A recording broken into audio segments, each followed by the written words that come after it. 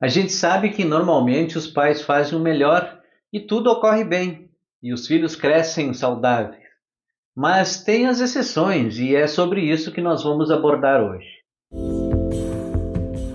Infelizmente, há pais que, com os seus comportamentos intrusivos ou omissivos, tornam o ambiente familiar bastante insalubre, a ponto de prejudicarem o desenvolvimento emocional dos filhos. Mas, claro, nós sabemos que sempre vai haver intromissão. Os pais, inevitavelmente, vão se inscrever nos filhos, porque estes vêm ao mundo em uma condição de total desamparo, de dependência absoluta e, portanto, necessitam de um outro humano, primeiro para a sobrevivência orgânica, mas também para a constituição de um psiquismo saudável. As funções paterna e materna preenchem a criança com inúmeras coisas, dão limites, constroem diques, como por exemplo o dique da piedade. Os pais dizem: se você fizer assim, vai machucar o cachorrinho.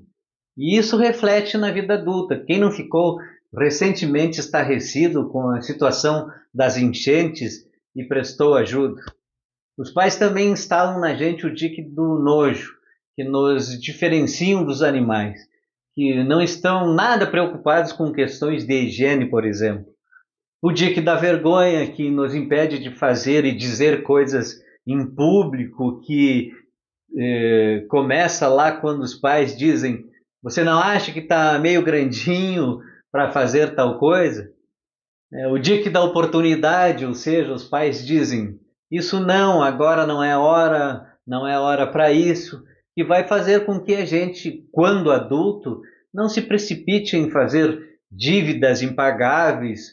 Mas o nosso foco aqui hoje é falar sobre quando as coisas não andam bem, quando o ambiente apresenta alguns percalços e as coisas não acontecem como a gente esperava, como, por exemplo, quando os pais não promovem a autonomia do filho, o que fazem interrompendo constantemente as ações originais da criança, substituindo por qualquer coisa que não venha das crianças, e assim barrando a espontaneidade e a criatividade da criança.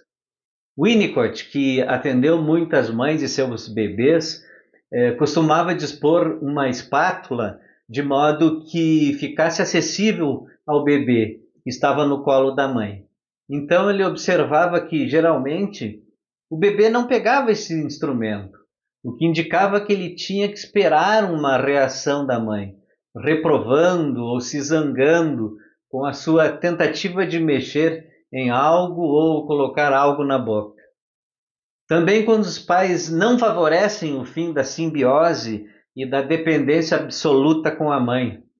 Dependência esta que é extremamente necessária nos primeiros tempos de vida de todos nós, mas que com o passar do tempo precisa ser relativizada.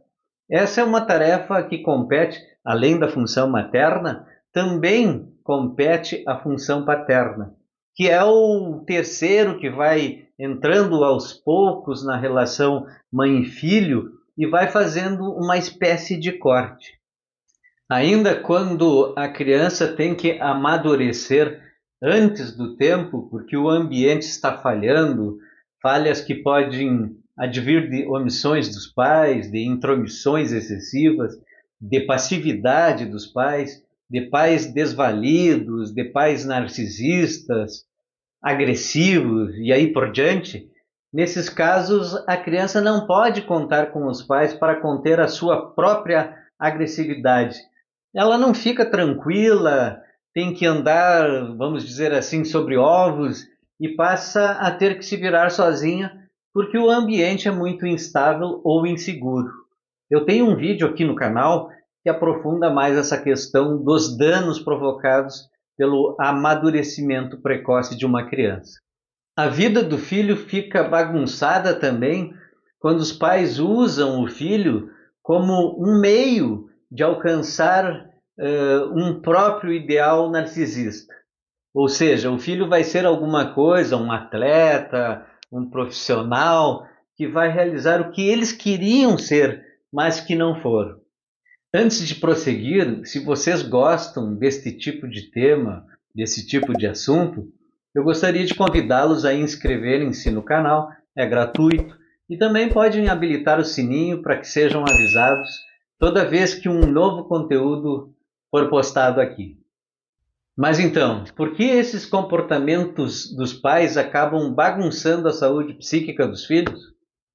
O grande problema dessas intrusões ou destas omissões parentais, os estragos que elas produzem na criança, é porque pegam ela num momento em que seu desenvolvimento psicológico ainda está numa fase muito incipiente, lá no início.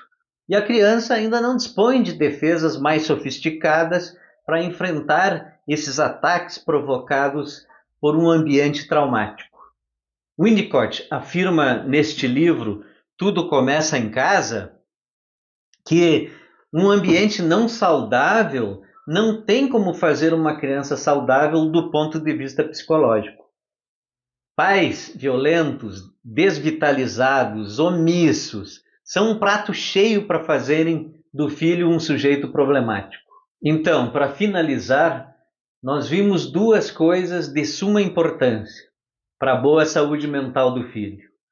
Primeiro, nós temos que ter a consciência da fragilidade da criança quando ela chega ao mundo.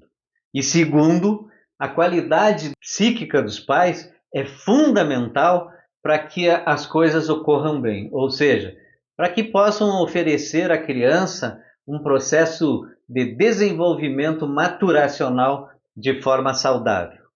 Se gostaram, deixe um like e se quiserem compartilhar algum comentário, é só deixar aqui embaixo. Valeu, pessoal, e até a próxima!